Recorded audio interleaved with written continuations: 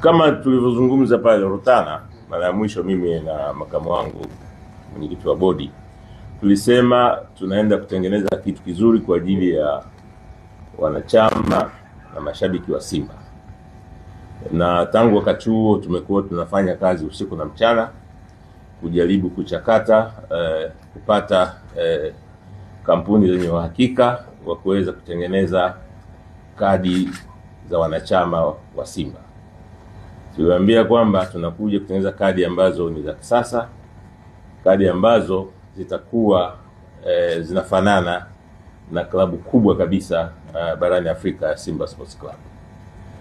Napenda kuwafahamisha kwamba bodi ya wakurugenzi wa Simba imeteua kampuni ya Mainstream Tanzania Limited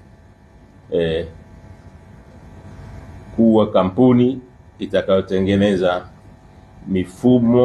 mfumo wa kadi za kisasa za kileo za Simba. Lakini pia imeteua kampuni ya Nexus Pesa Company Limited ambayo pia itakuwa inatoa hizo kadi. Ni kadi za kisasa aina ya Visa.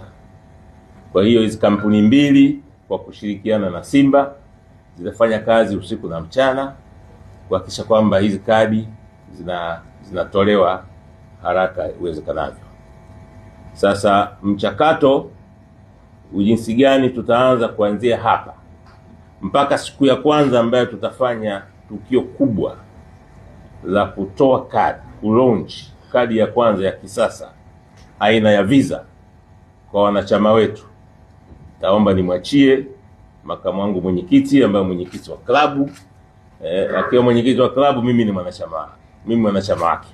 Yeye sasa ndiye ataeleza nyinyi wanachama, maana pamoja na mimi hatua hizi fatazo tutaweza kuzichukua mpaka siku ya kwanza ambayo kadi itatoka sokoni kwa mara ya kwanza. Itakuwa ni babu kubwa, itakuwa ni kadi hatari sana. Lakini pamoja nasi tunao wakilishi wa hizo kampuni. Baada ya kutangaza mwenyekiti ratiba yote, kama kutakuwa na maswali ambayo yatahusu wao kuhusu hizo kadi wataweza kujibu, kuhusu mifumo wataweza kujibu, pamoja na sisi Simba Sports Club ambao tupo hapa leo.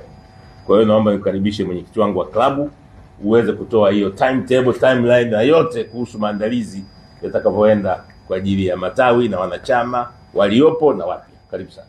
Asante sana. Nashukuru kwa